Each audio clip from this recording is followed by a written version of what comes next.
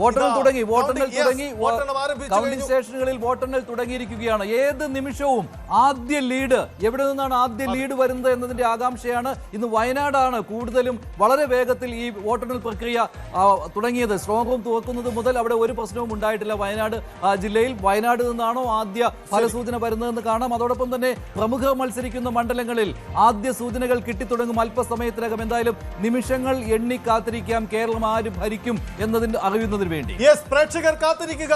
ആ സുപ്രധാനമായ കാത്തിരിപ്പ് കേരളം ഒരു മാസത്തെ കാത്തിരിപ്പിനൊടുവിൽ വോട്ടെണ്ണൽ ആരംഭിച്ചു കഴിഞ്ഞു. നമുക്കറിയാം വരുന്ന മിനിറ്റുകളിൽ ആദ്യ സൂചനകൾ അറിയാം. തപാൽ വോട്ടുകളാണ് എണ്ണുന്നത്. ശ്രദ്ധിക്കുക, 53,000-ൽ പരം തപാൽ വോട്ടുകളാണ് ഡിസ്ട്രിബ്യൂട്ട് ചെയ്യപ്പെട്ടിരുന്നത്. 20,000-ൽ പരം വോട്ടുകൾ ഇന്നലെ വരെ കണക്കനുസരിച്ച് തിരിച്ചു വന്നിട്ടുണ്ട്.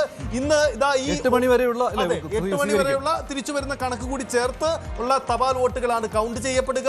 തപാൽ വോട്ടുകളുടെ കണക്കുകൾ പതിയെ അപ്ഡേറ്റ് ചെയ്യുള്ളൂ. പക്ഷേ ഞങ്ങളുടെ പ്രതിനിധികൾ കൗണ്ടിംഗ് സെന്ററിൽ നിന്നും നേരിട്ട കണക്കുകൾ പ്രേക്ഷകരിലേക്ക് എത്തിക്കും. ശ്രദ്ധിക്കുക, EVM വോട്ടുകൾ അപ്ഡേറ്റ് ചെയ്യുന്നതിന് മുമ്പ് തന്നെ തപാൽ വോട്ടുകളുടെ ആദ്യ സൂചനകൾ ന്യൂസ് 18 പുറത്തുവിടും. 8:10 കാത്തിരിക്കുക.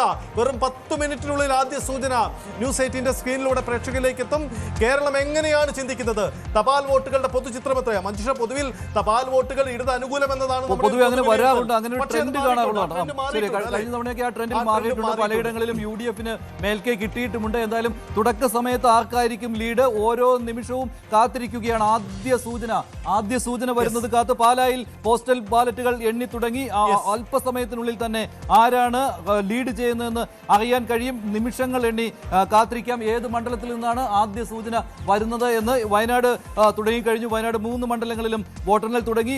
ചില വളരെ കുറച്ച് മണ്ഡലങ്ങളിൽ മാത്രമാണ് വോട്ടെണ്ണൽ അല്പമെങ്കിലും വൈകിയത്. അതിൽ കളമശ്ശേരിയും ഉൾപ്പെടുകയാണ്. തിരുവമ്പാടിയിൽ പോസ്റ്റൽ ബാലറ്റുകൾ എണ്ണി തുടങ്ങി എന്നുള്ള റിപ്പോർട്ട് വരുന്നു. അങ്ങനെ ഓരോ മണ്ഡലത്തിൽ നിന്നും പോസ്റ്റൽ ബാലറ്റുകൾ എണ്ണി തുടങ്ങിയെന്ന റിപ്പോർട്ടുകൾ വരികയാണ്. നിയമത്തട്ടിമറി ഉണ്ടാകുമോ? കഴക്കൂട്ടത്ത് BJP നേടുമോ? തുടങ്ങി ഒരുപാട് ചോദ്യങ്ങൾ വരുന്നു. അതുപോലെ തന്നെ കൊല്ലം ജില്ലയിലും പല ഇടങ്ങളിലും ഇപ്പോൾ ചാത്തന്നൂർ പോലെയുള്ള സ്ഥലങ്ങളിൽ വലിയൊരു അട്ടിമറി BJP പ്രതീക്ഷിക്കുകയാണ്. അങ്ങനെ ഉണ്ടാകുമോ?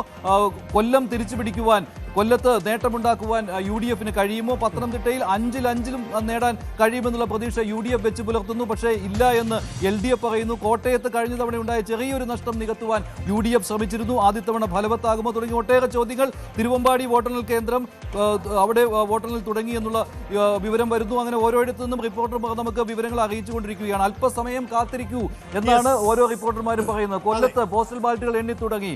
ബിന്ദു കൃഷ്ണയാണോ ജയമോഹനാണോ ആദ്യ റൗണ്ടിൽ മുന്നിലെത്തുക എന്നുള്ള കാര്യം അല്പസമയത്തിനകം അറിയാൻ കഴിയും. കൊല്ലത്തും തുടങ്ങി, പാലായിലും തുടങ്ങി. എന്തായാലും പ്രേക്ഷകർ ന്യൂസ് 18 ആ സ്ക്രീനിൽ നിന്നും കണ്ണിമച്ചെന്നാതെ വിടാതെ. കൂടുതൽ വാർത്തകൾക്ക് news 18 Keralam YouTube channel subscribe ചെയ്യുക.